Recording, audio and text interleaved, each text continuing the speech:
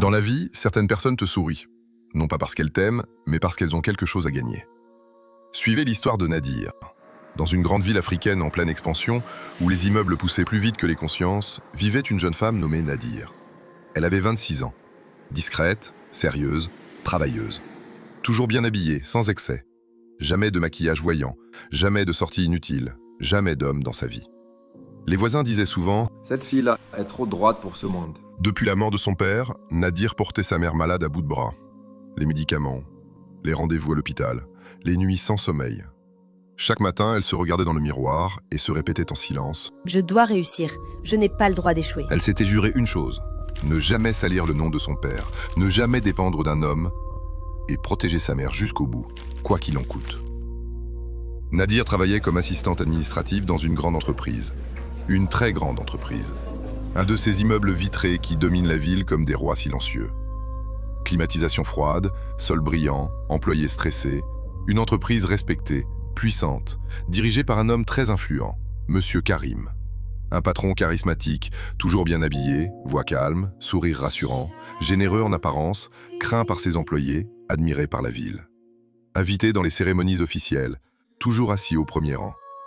Mais ce que personne ne savait, c'est que derrière les murs de cette entreprise se cachait un autre monde. Un soir, en sortant du travail, alors que la nuit tombait doucement sur la ville, Nadir croise une vieille femme devant l'entreprise. Elle était assise sur un petit tabouret en plastique. Une femme simple, voile mal attaché, sandales usées, regard fatigué mais attentif. Au moment où Nadir passe devant elle, la femme se lève brusquement et trébuche. « Ma fille, aide-moi. » La voix est faible, tremblante. Nadir se précipite sans réfléchir. Elle la rattrape avant qu'elle ne touche le sol. « Maman, qu'est-ce qu'il y a? Vous allez bien ?» La vieille femme s'accroche à son bras comme si sa vie en dépendait. Ses yeux se remplissent de larmes. « Mon fils est dur. Il m'a abandonné. » Elle sanglote. Les passants regardent, hésitent, puis s'éloignent. Nadir sent son cœur se serrer. « Venez, venez avec moi. Il fait froid ici. » Nadir l'amène chez elle. Une petite maison modeste, propre, silencieuse, une odeur de tisane et de savon. Elle prépare à manger, donne de l'eau, lui trouve un matelas. Jour après jour, Nadir commence à aider la vieille femme. Argent, nourriture, médicaments, paroles douces, respect. « Reposez-vous, maman. Ici, vous êtes en sécurité. » La vieille femme parle peu. Elle observe. Elle observe comment Nadir marche, comment elle s'assoit, comment elle parle à sa mère, comment elle prie avant de dormir. Son silence est étrange, son regard trop attentif. Chaque soir, quand Nadir s'endort, la vieille femme sort discrètement son téléphone. Un soir, elle murmure. « Elle est parfaite. » De l'autre côté, une voix d'homme, froide et posée, répond. « Tu es sûr qu'elle est encore pure ?» Plus que tu ne l'imagines. Alors accélère.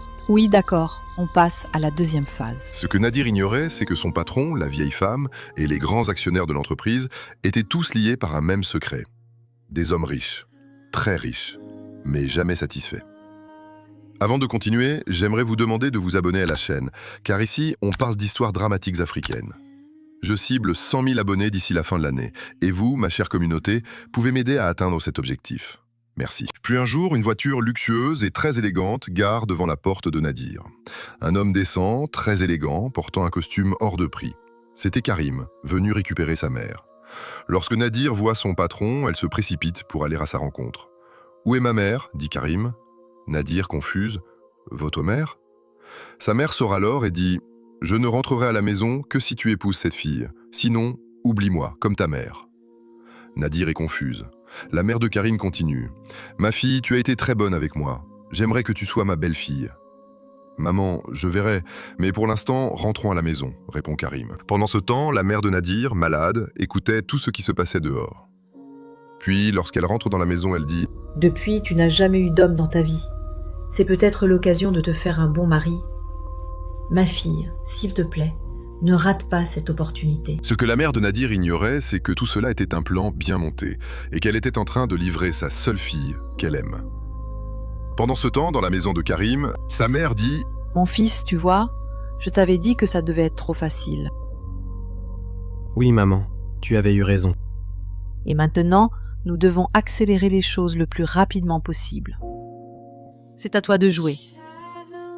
Le lendemain, Karim convoque Nadir dans son bureau. C'était sa première fois dans le bureau de son patron. Pas tout le monde y avait accès. Elle admire. Bureau immense, rideaux épais, silence oppressant. Assieds-toi, Nadir. Ma mère parle beaucoup de toi. Elle dit que tu es une bonne fille. J'aimerais t'épouser. Pour lui faire plaisir, j'espère que ça ne te dérange pas. Le monde de Nadir s'écroule.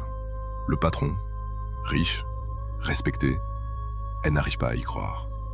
Pour elle, ses souffrances sur Terre sont terminées, mais elle hésite car elle est un peu timide. Sa mère insiste également. Ma fille, c'est Dieu qui l'envoie chez nous. Ne refuse pas une telle bénédiction. Après de nombreuses insistances, Nadir finit par accepter. Elle s'en va annoncer la bonne nouvelle à Fanta, son amie d'enfance. Mais Fanta n'est pas rassurée, Ce n'est pas normal, Nadir. Tout va trop vite. Tu es juste jalouse. répond Nadir sèchement. Les deux se séparent. Fanta reste prudente. En réalité, Fanta n'est pas ordinaire. Elle possède des pouvoirs surnaturels hérités de sa grand-mère. Elle peut voir et ressentir des choses très étranges, et même sauver grâce à certains pouvoirs spirituels. Un jour, les dirigeants de l'entreprise se réunissent en secret. Salle fermée, lumière tamisée, encens brûlant. Le rituel est pour vendredi. La fille ne doit rien savoir. Si elle fuit, la mère prendra sa place. Karim était également présent avec sa mère, et à la maison, il devait accélérer les choses. Nous devons accélérer les choses très rapidement. D'accord, maman, ne t'inquiète pas. Je vais aller la voir pour que nous nous marions ce samedi. Le jour du mariage arrive enfin. Tout s'est accéléré. Nadir est très heureuse d'être mariée à un homme aussi bon et riche. Elle remercie le ciel pour ce cadeau. La même nuit, Fanta, par intuition, décide de fouiller le bureau de Karim. L'entreprise est presque vide, les néons grésillent faiblement. Chaque bruit résonne trop fort. Elle fouille sans savoir exactement ce qu'elle cherche, juste une intuition, un poids dans la poitrine. Puis elle découvre un dossier mal classé, protégé par un mot de passe ancien. Elle essaie une date, un nom, rien. Puis elle tape « Karim 1978 ». Le dossier s'ouvre. Son cœur s'arrête en voyant « Fichier audio ». Image floue, compte-rendu, et un mot répété plusieurs fois « Sacrifice ». Fanta sent ses jambes devenir molles. Elle lit « Rituel de consolidation du pouvoir. La pureté est indispensable. La victime doit être vierge, consentante. » Sa main tremble. Pendant ce temps, dans la maison de Karim, au lieu de la joie, le silence est pesant. Nadir, toujours en robe de mariée, est assise sur le bord du lit. Les dentelles lui serrent la poitrine. Ses mains tremblent légèrement. Quelque chose cloche. Depuis la cérémonie, personne ne l'a félicité sincèrement. Pas de bénédiction vraie, pas de regard aimant. La porte s'ouvre lentement. La mère de Karim entre. « Tu as pas sommeil ?» dit la mère de Karim. « Non, je suis juste stressée » répond Nadir. « C'est normal, ce soir est important » dit la mère de Karim. « Important comment ?» répond Nadir curieusement. « Tu comprendras bientôt » répond la mère de Karim. Sous la maison, dans une pièce inconnue de Nadir, les actionnaires se préparent. Mur en pierre ancienne, odeur d'encens et de métal. Un homme trace un symbole au sol. « Tout est prêt ?» demande un ritualiste. « Presque. Il faut encore qu'elle descende » répond l'homme qui trace les symboles. Karim passe sa main sur son visage. Fanta marche en rond, téléphone à la main. Les fichiers ouverts. Un message audio attire son attention. Le rituel doit se faire la nuit du mariage, parle l'audio. Elle laisse tomber le téléphone, s'assoit brutalement. Elle appelle Nadir, mais rien. « Seigneur, protège-la » dit-elle. La mère de Karim revient chercher Nadir. « Il y a quelque chose que nous devons faire avant que la nuit passe » dit la mère de Karim. « Karim vient » demande Nadir. « Plus tard » répond la mère de Karim. Nadir marche avec la vieille femme. « Cette maison est grande. Avance juste, nous sommes presque arrivés. Ne t'inquiète pas » répond la mère de Karim. Un bruit sourd résonne sous leurs pieds, comme un chant lointain, une respiration.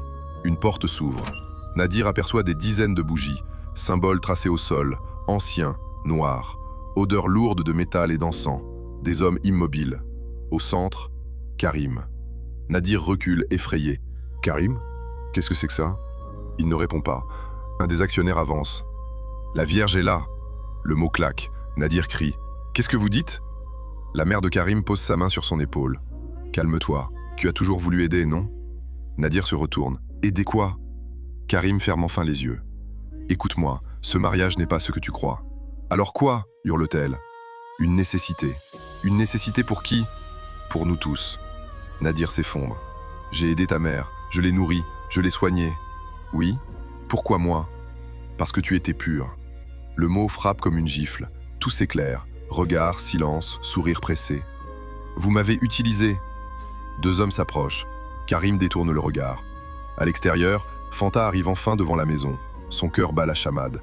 Les néons des voitures noires projettent des ombres inquiétantes sur les murs de l'imposante demeure.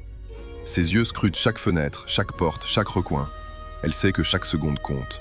« Seigneur, protège-la », murmure-t-elle, en posant la main sur ses gris-gris et ses amulettes. Fanta sent une énergie étrange émaner de la maison. Les chants rituels résonnent à travers les murs. La peur est tangible, mais elle ne flanche pas. Elle sait que la vie de Nadir est en jeu. Elle s'avance, silencieuse, chaque pas calculé. Son téléphone à la main, elle appelle la police. « Urgence, il y a un rituel en cours, une femme est en danger », hurle-t-elle dans le combiné. Pendant ce temps, à l'intérieur, Nadir est dans un état semi-conscient. Une potion lui a été donnée, la plongeant dans un sommeil profond. Son corps est faible, mais son esprit ressent chaque mouvement autour d'elle. Les ritualistes chantent de plus en plus fort, les symboles au sol s'illuminent faiblement sous la lumière des bougies. Karim est au centre, impassible, tandis que sa mère murmure des instructions à voix basse. Fanta entre enfin dans la maison, passant par une petite porte dérobée qu'elle avait repérée plus tôt. « Où est la chambre ?» murmure-t-elle en fouillant, les mains tremblantes mais déterminées. Soudain, un des ritualistes l'aperçoit. Il se jette sur elle. Fanta esquive de justesse, mais se retrouve projetée contre le mur. Elle se relève rapidement et lance une incantation. Des étincelles sombres jaillissent de ses gris-gris et frappent l'homme, le paralysant quelques instants. D'autres arrivent, mais Fanta continue ses chants et gestes rapides, créant un chant qui ralentit le temps autour d'eux. Les ritualistes avancent, mais leur vitesse est diminuée, comme si chaque mouvement était au ralenti. Les sirènes de la police se rapprochent, résonnant dans toute la rue. La porte de la chambre où Nadir est retenu est verrouillée. Fanta pose ses mains dessus, récite une ancienne formule transmise par sa grand-mère. Les verrous craquent lentement, comme si une force invisible les faisait céder. Les ritualistes remarquent la percée et se précipitent pour l'arrêter. Fanta utilise alors ses chaînes et amulettes, les agitant dans des cercles rapides, créant un mur d'énergie sombre. Les hommes tombent à genoux, hurlant de frustration. La police arrive enfin à grands coups de sirène et de portes fracassées. Les agents pénètrent dans la maison. Les ritualistes sont désorientés par l'énergie de Fanta et la lumière blanche des gyrophares qui pénètrent dans les pièces. « Personne ne bouge !» crie un officier en braquant son arme. Fanta continue ses incantations, ralentissant les mouvements des ritualistes restants. Elle brise les dernières protections magiques autour de Nadir. La potion commence à perdre effet. Nadir ouvre lentement les yeux. « Fanta !» murmure-t-elle, encore faible. Fanta sourit, mais son regard reste déterminé. « Tiens bon, ma sœur, je suis là. » Les ritualistes, incapables de réagir correctement, sont maîtrisés par la police. Les chaînes, amulettes et gris-gris de Fanta créent un spectacle mystique impressionnant. Les bougies tombent, les symboles se dissipent. Karim et sa mère sont menottés, abasourdis, incapables de comprendre comment une simple jeune femme a pu déjouer leur rituel parfaitement orchestré. Nadir, encore tremblante mais vivante, est rapidement prise en charge par la police et emmenée à l'hôpital. Fanta les accompagne, veillant sur elle jusqu'au bout. Quelques jours plus tard, Nadir sort de l'hôpital. Sa mère, encore choquée mais soulagée, lui raconte tout. « Dieu a vraiment veillé sur toi, ma fille. »« Merci, merci Seigneur », murmure Nadir. Leur lien avec Fanta est devenu indestructible. Ce qui avait commencé comme une amitié s'est transformé en un lien de survie, de loyauté et de puissance. Nadir sait désormais qu'elle a non seulement une amie fidèle, mais aussi une protectrice capable de tout pour elle. Le mystère, le danger et le surnaturel ont laissé leur empreinte. La peur, l'adrénaline et la magie de cette nuit resteront à jamais gravées dans leur mémoire. C'est ainsi que se termine notre histoire. Abonne-toi. Chaque samedi, tu recevras des histoires africaines pleines de suspense, de mystère et de danger comme celle-ci.